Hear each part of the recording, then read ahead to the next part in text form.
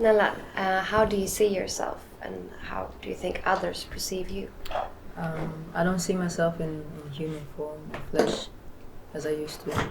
I see myself as sort of this light constantly moving, and sometimes it's dim, sometimes it shines brighter. But I think others perceive me as black first, always. So yeah. And why is that? I think because we've been conditioned to always put a label on things, to see things, and to say that's a tree, that's a building, that's a black person, that's a white person, that's what you see first, what your eyes perceive first, and not what you feel first. So I would like people to see me as more than just black, because I am. But that's the reality of things nowadays. Who are you in the digital public sphere? Whenever I get on it, I try to be a model, not only in my work, not only in how I present myself, but I try to be models to everyone that can find representation within me, because I know that's what I needed when I was younger, and I actually still do. How do you see your own journey within self-expression and self-discovery through fashion? Ever since I was younger, fashion was my only way of truly expressing myself. I never really learned how to communicate with words like a lot of the people in the Western do. So I did that through fashion, and that was either it was making a statement, it was being rebellious, it was showing others who I was, that I was different. It was me telling my story, which is a never-ending story. So it's always been indeed about self-discovery, but without an ending point, without thinking that I'm getting there, because it's constantly changing, I'm constantly evolving, and the story gets more complex, and it's different day by day, it's different year by year. That's why I like it so much, because it's not something that will always be the same to me, it's something that will always change based on my surroundings and how I feel. So yeah, it's storytelling to me, really. Tell us about your experience as a Burundi woman and as a member of the LGBTQ community. First of all, I feel truly privileged to be able to say now Burundi woman and a member of the LGBTQIA plus community, because growing up those two things were never allowed to coexist. And so when I learned about the community, the LGBTQ community, I thought, because I was conditioned to think so, I was raised as a Burundian woman in Burundian culture, by Burundian parents, Burundian food, and those two could never coexist together. So I felt like I had to lose one to gain another one. So it became about really finding ways to allow those two parts of me to coexist in one reality. And I'm beyond privileged to be in a place where I can say I am Burundian, I'm a woman, and I'm a member of the LGBTQ community. And you started discussion panels together with the Amsterdam Museum for LGBTQ youth and communities of color. Can you tell us a little bit about that? Yeah, so that's interesting, because a lot of the friends that I have, we're all from African descent, and most of us are members of the LGBTQ plus community as well. And we used to get together often, and we found ourselves just talking. And I would get back home and realize that it felt really good to know that I wasn't alone. And that is something that I needed when I first moved to Holland. So we wanted to provide that for other people of African communities who are members of LGBTQ community. So we worked together, we collaborated with the museum for a while, and we grew further. Now we have our own space that we also lend out to people who want to organize talks, to show their art, to present themselves.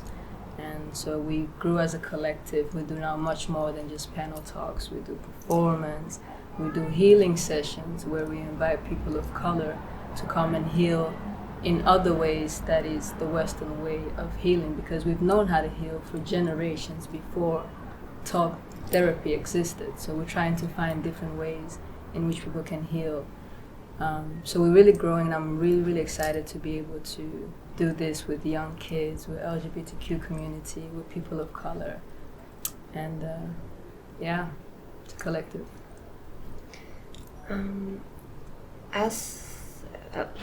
What's your opinion on where the fashion industry and world of fashion stands when it comes to equality, diversity, and inclusion? And that's a tough question because I can see that there's a shift happening.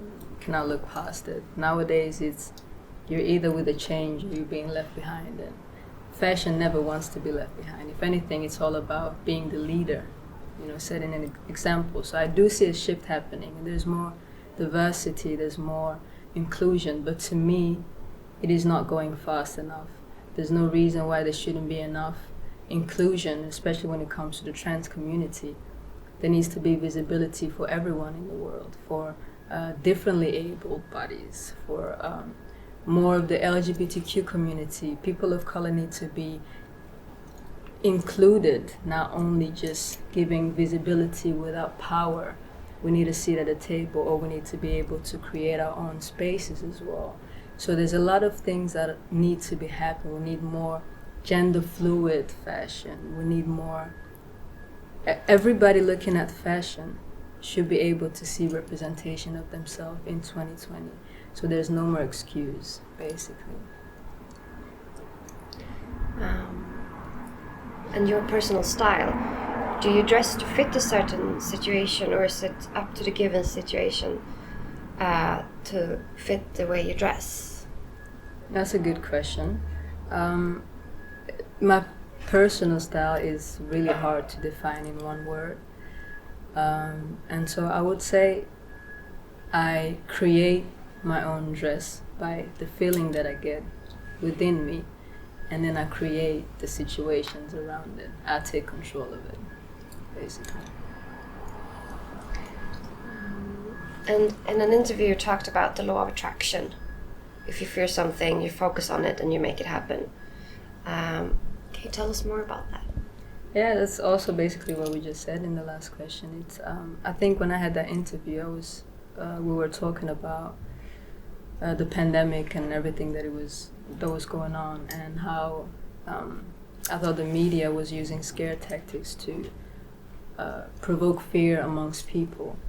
So basically, when you're constantly in a state of fear and worry, it's actually basic human psychology. You create those thoughts. When you create negative thoughts, you act negatively. So negative actions create a negative reality. But you can easily shift the focus if you focus on positivity. You think positive thoughts. You create positive actions, and a positive reality is created. So we have that knowledge, and if we can use it and utilize it, you can create a better world for you and everybody else as a collective, because we can't do it by ourselves. What represents freedom to you?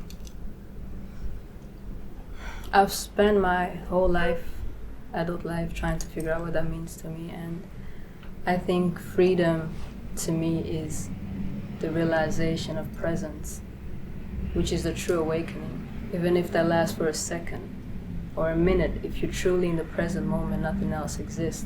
The only way the future can exist is if it's in the present moment.